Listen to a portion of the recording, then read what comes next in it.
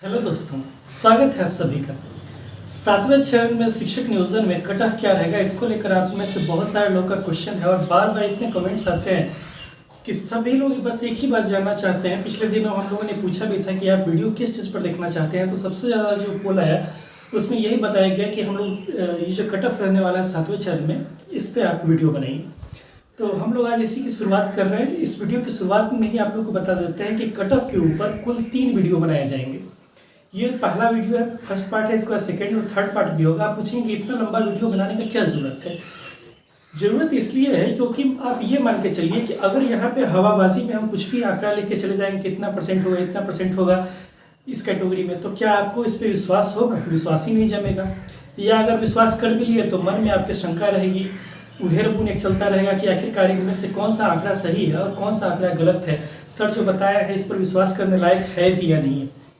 तो सबसे पहले तो हम लोग उस जगह तक पहुंचेंगे जहां से कट ऑफ निर्धारण करते हुए वहां तक पहुंचना है। कट ऑफ जानना क्या है, एक बार में यहाँ पे लिख लिया जाएगा कि इतना इतना है। इससे पहले भी हम लोगों ने कट ऑफ पे 3-4 वीडियो बनाए थे, लेकिन उस समय नोटिफिकेशन की कोई बात नहीं थी, इसलिए देखने में भी बहुत ज़्यादा लोगों ने रुचि नहीं दिखाई। लेकिन आज हम लोग इसकी शुरुआत करते हैं।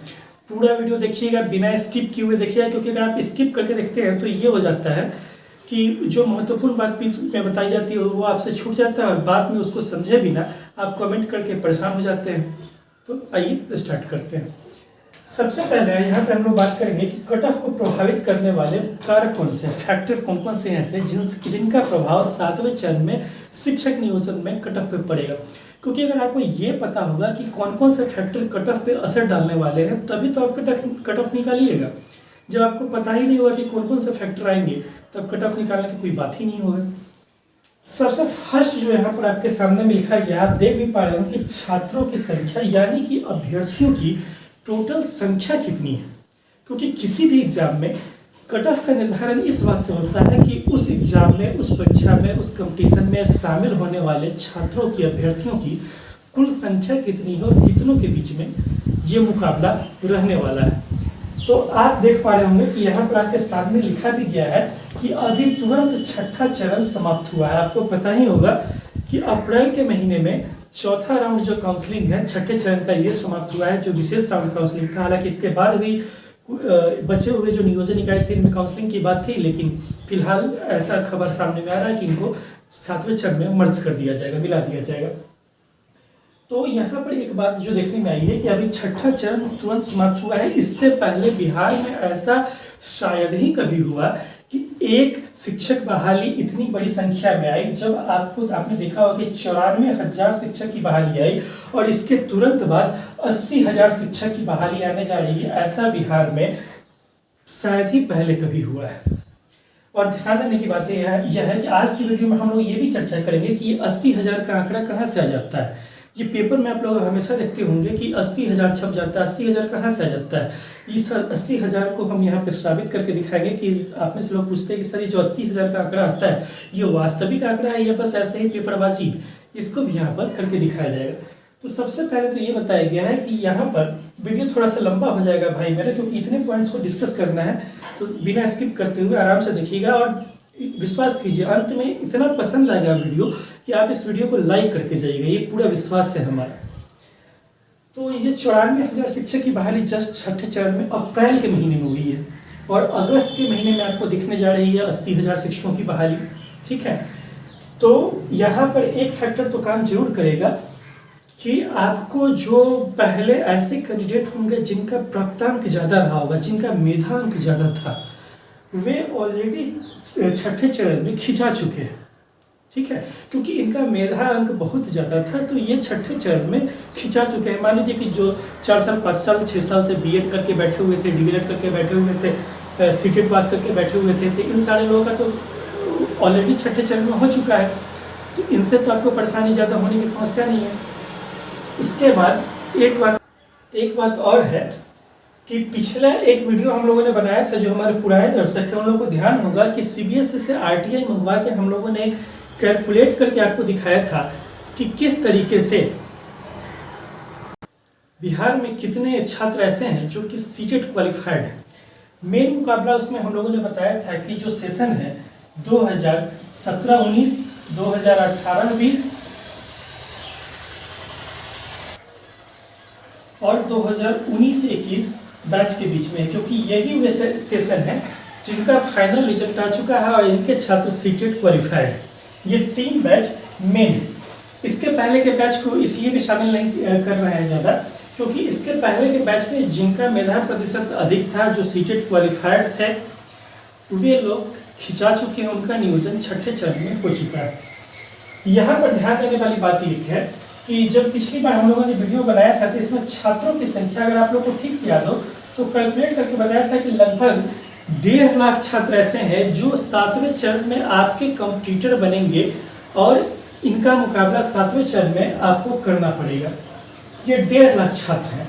अब ध्यान देने वाली बात क्या है कि सीट कितने हैं? लगभग 80,000 सीट है और छात्र कितने हैं? लगभग 1.5 लाख छात्र हैं। 80,000 सीटों पर कितने का मुकाबला है? 1.5 लाख छात्रों का मुकाबला है। ये ध्यान देने वाली बात है। एक पॉइंट यहाँ पर लिखना छूट गया है जो अभी भी ध्यान में आ रहा है, उसको हम यहाँ पे लिख लेते हैं, लास्ट में डिस्कस कर लेंगे। एक बात और यहाँ पर है, सेकेंड पॉइंट में है कि सीटों की संख्या, ये वो पॉइंट है जिस पर कि सबसे ज़्यादा बहस होती है। आप में से भी बहुत सारे लोग प्रश्न करते हैं कि सीटों की एक्चुअल संख्या कितनी रहने वाली है। ये यहाँ पर सीटों को हम लोगों ने 2 भाग में बांट दिया है। एक तो बैकलॉग सीट है, दूसरी फ्रेश सीट है। बैकलॉग सीट कहने का क्या मतलब है? बैकलॉग सीट कहने का मतलब है कि छठे चरण में जो 94,000 शिक्षकों की बहाली हुई थी, इसमें से आपको भी पता होगा कि लगभग 42,000 सीट ही भर पाए हैं। 48,000 के करीब में सीट अभी भी खाली। तो ये 48,000 जो सीट है, इन पर आपने सुना होगा कि शिक्षा मंत्री का बयान है कि इन सीटों को हम 7वें चरण में शामिल कर देंगे। तो ये 48,000 सीट तो यहाँ से आ गया। अब फ्रेश सीट कितना है, इस पर विवाद है और इसको देखिए कि इसका कैलकुलेशन क्या है और इसको कोई नहीं बताता है। यहाँ पर ध्यान देने की जरूरत है।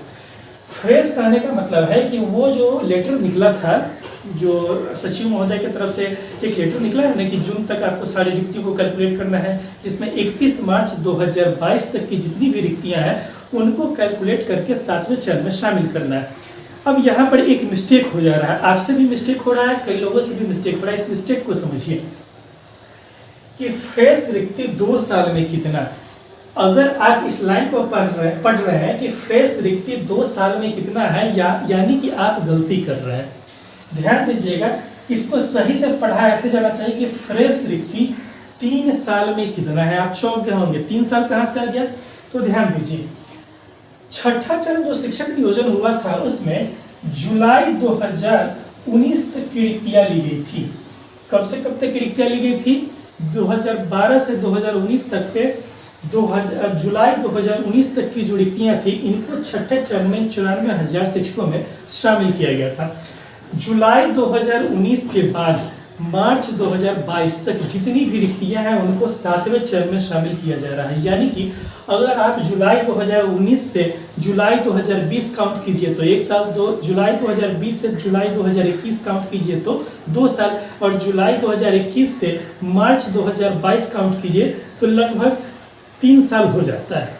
इस बात को आप समझ रहे हैं। तो इसीलिए हमने लिखा है कि फ्रेश रिक्ति 2 साल में काउंट नहीं करना है, बल्कि फ्रेश रिक्ति 3 साल में आपको काउंट करना है। ठीक है। आगे है कि बिहार भर में कुल 9,000 नियोजन इकाइयां हैं। 9,000 नियोजन इकाइयां कहने का मतलब है कि एक पंचायत, एक जिला परिषद, एक नियोजन इकाई के बराबर है। एक पंचायत में आपको कई विद्यालय होते हैं। छोटा पंचायत है तो 1-2 विद्यालय उस पंचायत में होंगे। एक प्राइमरी स्कूल आपको देखने में मिलेगा, एक मिडिल स्कूल देखने में मिलेगा। अगर बड़ा पंचायत है, जैसे हम सीतामढ़ी के और दरभंगा के कई पंचायतों को जानते हैं जहां पर ऐसा है कि वहां पे आपको देखने में मिलेगा कि एक ही पंचायत में आपको 8-8, 10-10 विद्यालय हैं। तो ये बड़ी नियोजन इकाइयाँ हैं।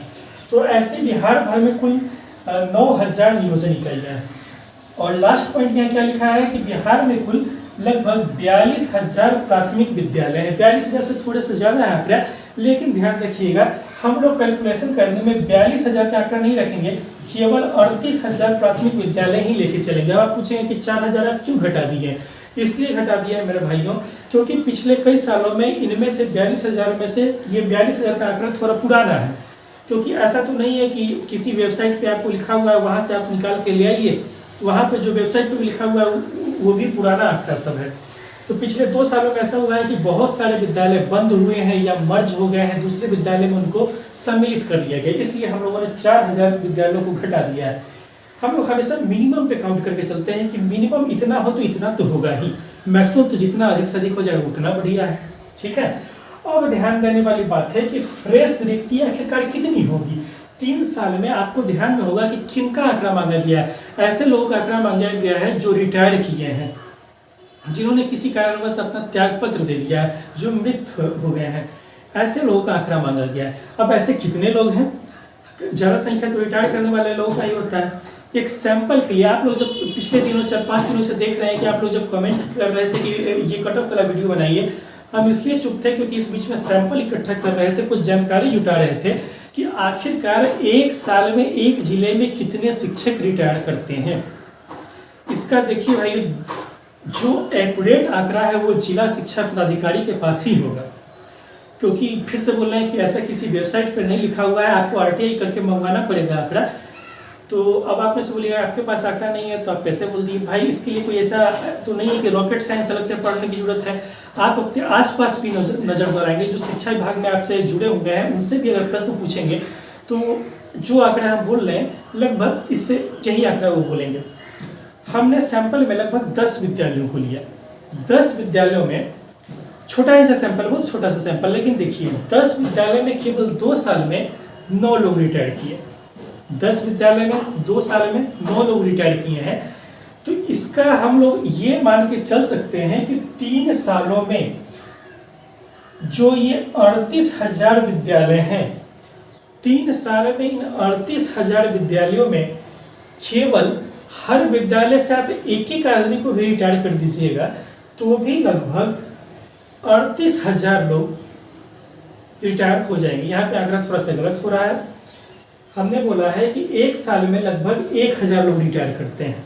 इस हिसाब से अगर आप कैलकुलेट कीजिएगा तो एक ही साल में 38,000 रिक्तियाँ नहीं बन जाएंगी, क्योंकि 38 जिले हैं बिहार के, और 3 साल में आपको फिर गुना करना पड़ेगा 38 गुना 3। लेकिन भाइयों सबसे मिनिमम आंकड़ा लेके चलते हैं, हम ये मान के चलते हैं कि 3 साल में केवल 38,000 लोग ही रिटायर किए बिहार के सारे जिले मिला के, क्योंकि इसका कोई फिक्स्ड आंकड़ा नहीं है। हालत तो ये है कि एक ही विद्यालय में हमने देखा है कि 2 साल के अंदर 5 लोग रिटायर किए हैं एक विद्यालय में। उस विद्यालय के नाम भी गिना सकते हैं, लेकिन अभी यहाँ पे उचित नहीं है। तो सिर्फ 38,000 को भी आप काउंट कीजिएगा तो कितना हुआ, सॉरी इस 94,000 में से बचा हुआ ये 48,000 प्लस ये 38,000। इस 48 और 38 को आप जोड़िएगा तो 8 8 16 4 3 7 8 लगभग 86,000 हो जाता है। अरे भाई जाने दीजिए, 86,000 छोड़िए, इसको राउंड फिगर में अगर रखिए तो 80,000 ही रखिएगा। तो अब समझ में आया कि 80,000 शिक्षक बहाली का आंकड़ा कहाँ से निकल कर सामने में आ रहा है। दूसरी बात ध्यान में देने की बात यह है, अब विश्वास हो गया होगा कि 80,000 बहाली आ रही है। नेक्स्ट बात यह है, ये जो 48,000 बैकलॉग सीट है, इनमें भी अधिकतम सीटें महिलाओं की सीटें हैं या फिर SC ST की सीटें हैं। ये बात आपने अखबारों में भी पढ़ा होगा। हमारी जो प्रदेश अध्यक्ष है, महिला प्रदेश अध्यक्ष विनीता गिन्नी है, या पुरुष प्रदेश अध्यक्ष जो कोर टीम है, इन्होंने सचिवालय में ज्ञापन सौंपा है और इनका ज्ञापन का समर्थन हम भी करते हैं कि इन्होंने ये कहा कि ये जो 48,000 सीटें हैं, इन 48,000 सीटों को फिर से, चूंकि 3 बहाली सीट पे हो चुका ऑलरेडी, तो इन सीटों को क्या किया जाए, फिर से तोड़ के हर एक कैटेगरी में डिवाइड कर दिया जाए। ऐसा नहीं है कि आप देख रहे होंगे कि ये सीटें अगर महिलाओं की है तो केवल अगर छठे चरण में 48,000 सीट पर अगर महिला नहीं मिली तो 7वें में 48,000 पहले का है, 38,000 फिर कर दीजिएगा, तो इतनी महिलाएं कहाँ से लाइएगा, फिर से सीट खाली चला जाएगा। इससे तो अच्छा है कि कम से कम उसी कैटेगरी के पुरुषों की बहाली कर दी जाए। ऐसा नहीं है कि यहाँ पे कोई महिला अभ्यर्थी देख रही है तो ऐसा उनको बता दें कि ऐसा नहीं कि आपका हक मांगा जा रहा है, आपको जितना आरक्षण है उतना ही मिलेगा, लेकिन आपके बाद अगर सीट बच जा रहा है तो वो सीट कम से कम आप ही की कैटेगरी के अन्य पुरुषों को दे दीजिए, आप ही की कैटेगरी के किन्हीं भाइयों को मिल जाएगा। तो ये सीट बचा के आगे ले जाने का तो कोई फायदा नहीं होगा। ऐसा डिमांड का समर्थन हम भी करते हैं। हमारी कोर टीम के जो अध्यक्ष हैं, उन्होंने भी सचिवालय में इस आशय में ज्ञापन सौंपा है और मुझे नहीं लगता है कि आप में से किन्हीं को ये आपत्ति होगा। तो अब इस बात से कंफर्म हो जाइए कि सीटों की संख्या लगभग 80,000 होगी। इससे आगे पीछे थोड़ा बहुत आगे पीछे हो सकता है, क्योंकि एक्यूरेट आंकड़ा ऐसा नहीं है कि हम भी भाई भगवान नहीं है। नेक्स्ट लाइन कि डोमिसाइल नीति का प्रभाव पड़ेगा। ठीक है, वीडियो ऑलरेडी बहुत लंबा हो रहा है, लेकिन जरूरी है कि इन सारे पॉइंट्स को डिस्कस किया जाए, वरना इनको लेकर बहुत कंफ्यूजन रहता है। डोमिसाइल नीति का प्रभाव पड़ेगा। डोमिसाइल नीति का क्या प्रभाव पड़ेगा, ये देखिए कि डोमिसाइल नीति का आपको पता होगा कि छठे चरण में जो 42,000 शिक्षकों की बहाली हुई है, एक सैंपल हमने करवाया था, एक सर्वे करवाया था कि आप ये बताइए कि कितने प्रतिशत लोगों का छठे चरण में ऐसे लोगों का बहाली हुआ, ऐसे लोगों का नियोजन हुआ है जो कि दूसरे राज्य के अभ्यर्थी थे। लोगों का मानना है 40% तक। 40% का आंकड़ा हम नहीं मानते हैं, 40% कुछ ज़्यादा ही हो जाता है। 30% का आंकड़ा रख के चलिए, 30% लोग रहे हैं, तो 30% कर दीजिए 40,000 का, लगभग 13,000 का आंकड़ा जाएगा। आपको 12,600 आता है, 13,000 इसको राउंड फिगर में ले लीजिए।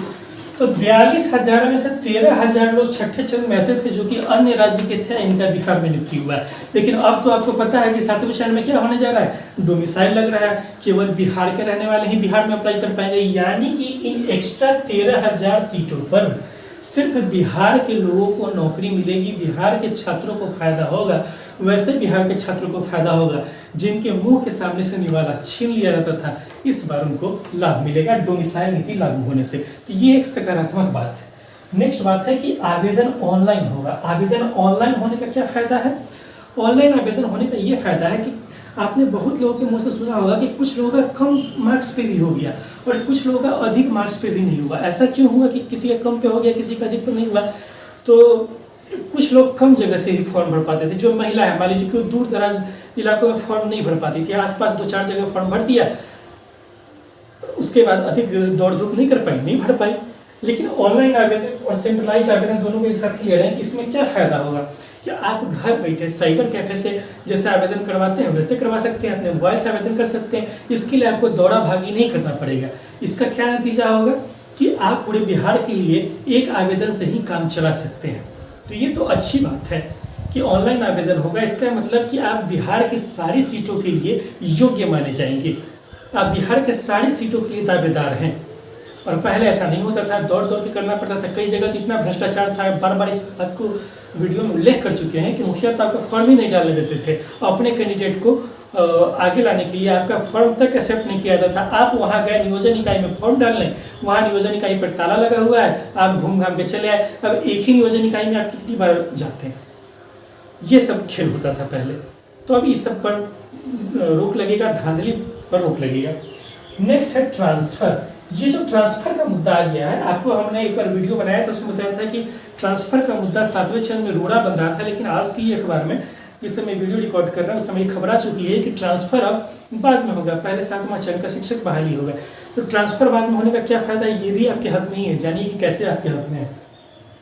ट्रांसफर अगर बाद में होता है तो क्या फायदा? देखिए, ट्रांसफर से क्या हो जा रहा है कि कुछ जगह पर कुछ विद्यालयों में शिक्षक इस तरीके से ज़्यादा है और कुछ विद्यालयों में शिक्षक इस तरीके से कम है।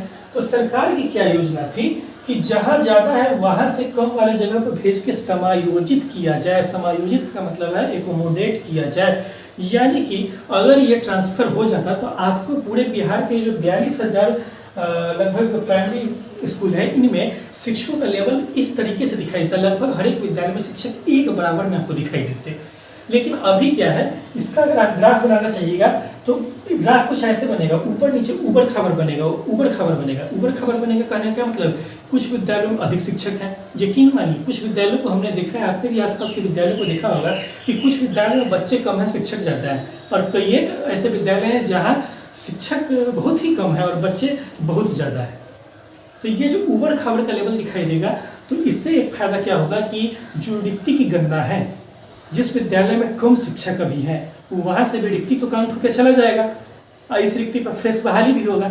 अगर ये ट्रांसफर हो जाता तो लेवल लगभग इस तरह से दिखाई दे देता। यानी कि जिला शिक्षा पदाधिकारी लगभग एक तरह से रिपोर्ट बना के क्या भेजते कि हर एक विद्यालय में शिक्षकों की संख्या लगभग बराबर है। अब हर एक जिले में ये फैरी करेगा, ये अंतर आएगा। किसी जिले में शिक्षकों की संख्या ज़्यादा दिखाई देगी, किसी नियोजन इकाई में ज़्यादा दिखाई देगी, कहीं कम दिखाई देगी। तो इससे वैकेंसी पर बहुत ज़्यादा प्रभाव पड़ेगा, ये आपके पक्ष में है, सकारात्मक बात।